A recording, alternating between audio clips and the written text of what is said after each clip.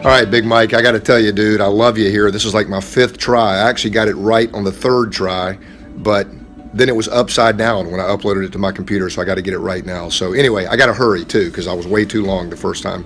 So I guess I can't say Big Mike anymore because, dude, you've done great with your fitness and health, and you're like Dewey Oxberger from Stripes. You're a lean, mean fighting machine, and I'm proud of you. I remember the year that you and I were doing the accountability partner thing. We were really trying to encourage each other in some challenging areas of our life, and that was an area that you and I prayed about a lot for you. And so you look great, man, and I'm proud of you. Hey, Mike, you've been an awesome friend for 3 or 4 years now. I can't even remember how long I've been in C12 or Summit CEO Forum, whatever we might call it. But dude, you've not only been a friend, you've been a mentor. You are a great coach. I know you're going to do very well as you move on to this next phase of your life and in doing that thing that you're passionate about, which is coaching people. And I'm just proud to call you my friend, to call you my spiritual brother. Dude, we've laughed together a lot. We've definitely shed some tears together between just the two of us and with our awesome group of friends in our group. And so I know you're going to do great. I'm going to miss you. I believe that we're going to be friends for life. And we're going to stay closely in touch, but as we kind of move on in this crazy journey called life, I want you to know that you're going to be in my prayers regularly, and I'll never forget who you are and what you've always meant to me. So I kind of want to leave you with this thought.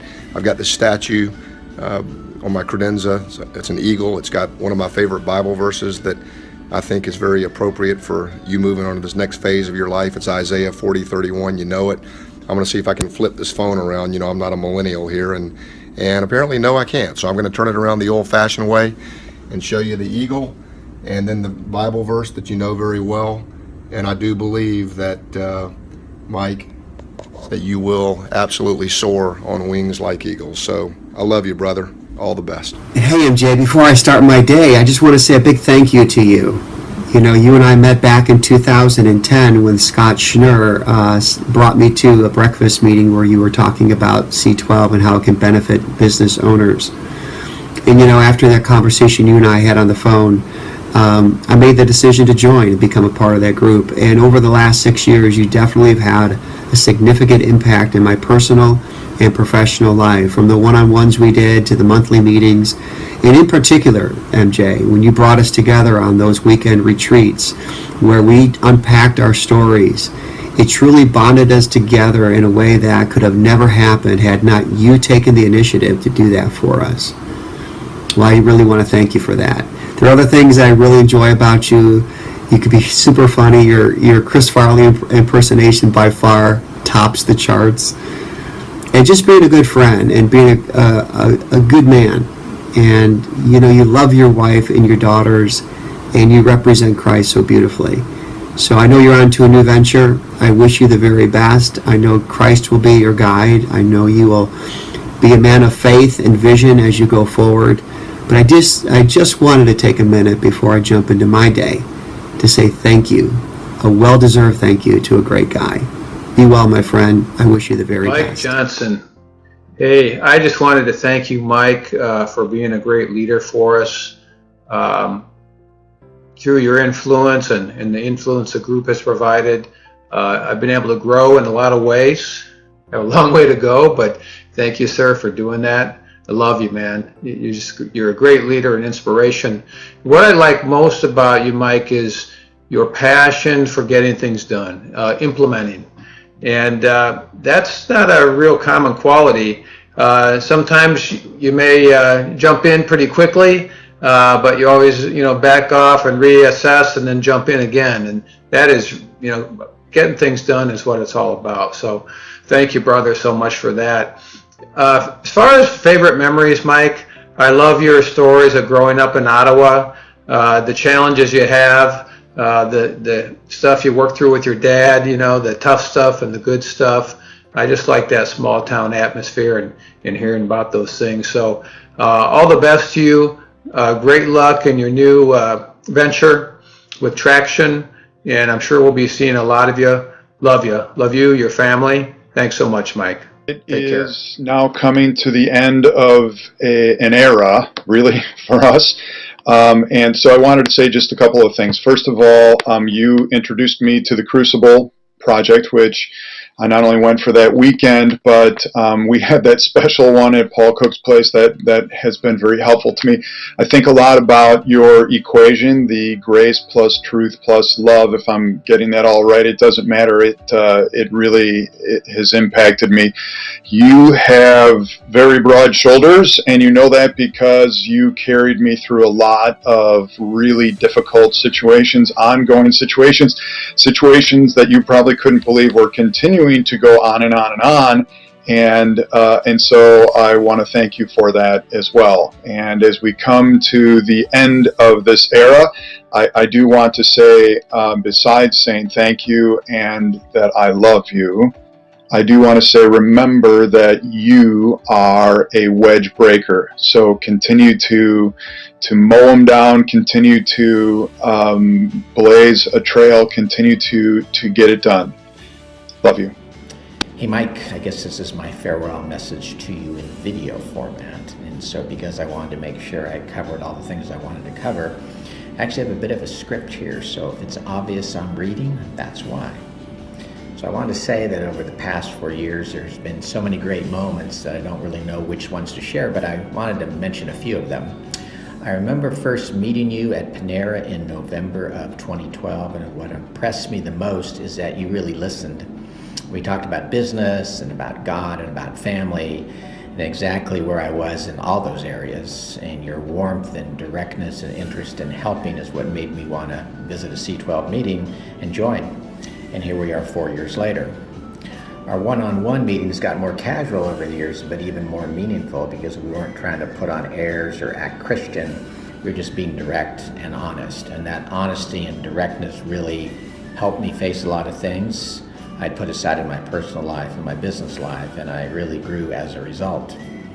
And on the leadership side, your leadership of our group, I really appreciate that you always wanted the best for the group. And when you added more creative features such as video to our C12 meetings, that really helped us to engage better. And when you finally decided to go off on your own, it was to provide us the changes in content that you thought we needed. And I appreciate everything that you did. So while I hate to see you leave us, I know that you're excited about this next chapter and the challenge that's before you. And I know that when Mike Johnson is excited about something, he will make it happen. So thanks for the impact you've had in my life. You've really made a difference, and I'll be always grateful to you. Mike, it's Bill, member since 2009, and you've been such a blessing in my life. This is long overdue. I was thumbing through my leadership Bible and came across something that I'd like to share with you.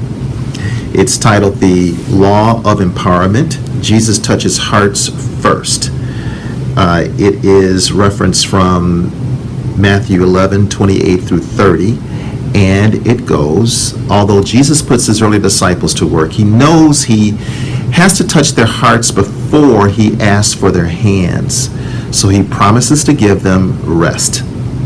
The word rest refers to an inward holiday, not a cessation of activity, but a whole new energy and motive. And it goes on to describe 4 words or phrases.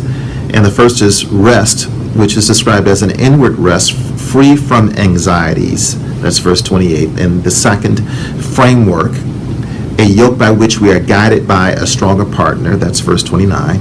And third is gentle and humble leadership, an understanding leader who meets our needs. That's how it's described. That's from verse 29. And the last, verse 30, a manageable load, a system and workload that fits who we are. Mike, you've been all of that and much more to me, my family, my business. I thank you. And I'm looking forward to your next chapter in life. I'm going to be praying for you and your new business traction. Looking forward to getting involved with that with you. I know it's going to be a huge blessing to others and me. God bless you. Congratulations, Mike. All the best. What I most appreciate about you, Mike, is that your loyalty, your commitment to Christ, your commitment to brothership, about discipleship, and the fact that you genuinely care about people and especially guys in the group. And my best memory is when we got to share pool day with our buddy Paul, soaking up the sun, resting, but building each other up. So I love you, brother, and hope to see more. Hope to see you. Mike, I wanted to wish you well in your new endeavor, and let you know how much I appreciated you and your servant heart in leading our C12 group through the years, and being such an awesome cheerleader to me while I've been trying to grow my business and honor God through it. Granted, you're not the best looking cheerleader, but your upbeat personality and encouragement you gave me through our one-on-ones to keep me going, I'm going to miss that. I'm going to miss that. In Proverbs 27:17, it says, as iron sharpens iron, so one person sharpens another. And you've been that kind of brother to me through the years, and I just want to say thank you. Thank you for being such a good friend. Hey, Mike Johnson. It's Paul Horker, brother. I think we were together for 8 years. What a wonderful ride it was. They've asked me to answer the question, what do I appreciate about Mike Johnson? Mike, you really care about people, especially your friends. You're like a big teddy bear that's a doer. You love to make good things happen for your friends. You really are invested with that, and just a great quality and attribute you have, Mike. I've always been impressed by that. And one of my favorite memories with Mike Johnson, well, Mike, I can't say there's one favorite memory, but I do cherish in my heart the way you pray for people, how heartfelt it is when you pray for people. At our one-on-ones, and you pray for me, benefit of my business and the health of my family, my children, my wife, our marriage, all those things really came from the heart, Mark, and it always touched me so much. So those are a couple of special things from Paul Horker to Mike Johnson. I love you, brother. You're a great friend, and I know you'll remain one for many years to come. Peace, buddy. God bless. MJ, I can't believe you're actually going to leave us. One thing I'll certainly always remember is your incredible enthusiasm and your ability to get other people excited about your next big idea. Your love and care for all the guys has shined through no matter what you do, and you're pretty much like a big teddy bear, impossible not to love. Wish you the best, hope for the absolute greatest success as you embark on your traction adventure, and hope that you have lots of warm, fantastic memories of the people you've touched and helped along this 9.5-year journey. Merry Christmas. We'll miss you. The thing I admire the most about Mike Johnson is, Mike, you have a unique ability to make people feel special. You really made me feel like I was part of the group, in this group of best-in-class businessmen that I really know I didn't have a place to sit with. But you made me feel like my opinions mattered, and you made me feel good about myself. I'm very thankful for that. I'm thankful that you give me the opportunity. I can remember the words that come out of your mouth were, brother, your debts are forgiven. And you've made me a better man because of giving me that forgiveness. Thank you. My favorite memory with Mike Johnson is spending time together at Illinois State University, and Mike being so pumped up that I could hardly keep up with you, running all over the campus, showing me where you practice football and wrestling, and then the funny part is sitting together in the classroom, still on the grease board from the professor, and then coming out and noticing that we were holding up the next class that we really had no business being in. And it meant a lot to me, Mike, that you would drive all the way down to just spend the time with me on a one-on-one. Thank you. God bless.